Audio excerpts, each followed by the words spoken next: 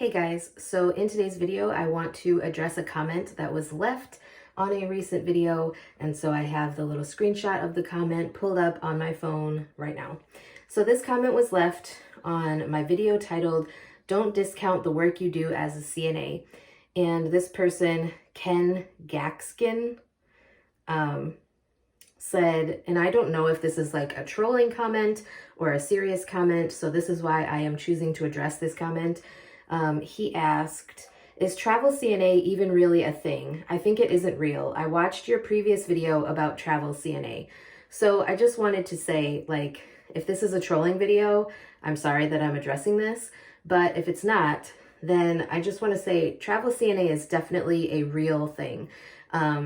During COVID, actually, travel CNAs were utilized quite a bit to deal with staff shortages, whether that be from people getting sick with COVID and having to call out, or people like there just not being enough workers in whatever state. Certain states were actually waiving like certification requirements so that they had enough staff to cover whatever unit.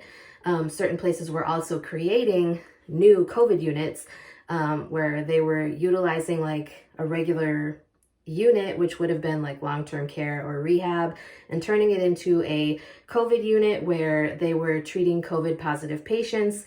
I had worked at a couple of those facilities, not as a travel CNA, but as either staffing agency CNA or a staff CNA. So there is a difference with that as well. I don't mean to be like rude if you were actually being sincere with your question, but travel CNAs have been utilized for years. Even before COVID, states have staffing shortages. And so just like nurses, they need CNAs desperately because one, CNAs are not paid enough. They're not paid very well at all for the work that we do. And so a lot of people end up leaving jobs to go on these travel assignments because travel assignments tend to pay better and they offer you like the ability to travel around or to experience a different part of the country, or like I said, just to get paid better. They're also providing a very necessary service by covering those staffing shortages. So like I said, travel CNA is definitely a thing. There are numerous websites, numerous travel CNA staffing agencies that also usually will staff like travel nurses or travel, like there's a bunch of different allied health professions that you can actually work in as a traveler. For example, phlebotomy, medical assisting, x-ray tech, respiratory therapy, all those sorts of things also have potential for like travel assignments and things like that. Usually if you are working as a travel CNA, they want you to have at least a year of experience. I know some staffing agencies, like during COVID, they kind of brought that limit down a little bit. And some of them even hired people fresh out of CNA like training or CNA school, which I don't necessarily think that that's a good idea because I think that they should work locally first to make sure that this is actually something that they want to commit to, and that, you know, they solidify their skills first.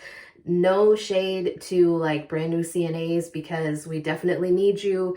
Please don't take what I'm saying the wrong way, but I feel like they need time to solidify their skills, and going on a travel assignment where you're not like in the area where you're from or, you know, whatever, I think that that could potentially be harmful. Plus, they are not necessarily going to the best assignments. A lot of times, like if you're a travel CNA or if you're even like local agency CNA, usually as the agency CNA, whether you're travel or local, you tend to get like the shittiest assignments, not like Code Brown type shitty, but you get like the heavy assignments, you get the behaviors, you get all of the assignments that the staff CNAs or the staff at the facility that you're going to don't really want to take, and they don't want to have to deal with those.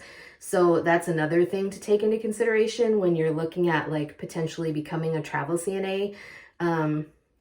There are a lot of different options out there, like I said, and you can actually reach out, like if you have a preference, for example, Like say you want to work in a hospital as a travel CNA and you don't want to work in long-term care, you can work with a recruiter and let them know what your preferences are. I will tell you right now, a lot of agencies tend to staff long-term care a lot more or at a higher frequency than they do hospitals, because people don't necessarily gravitate towards long-term care settings.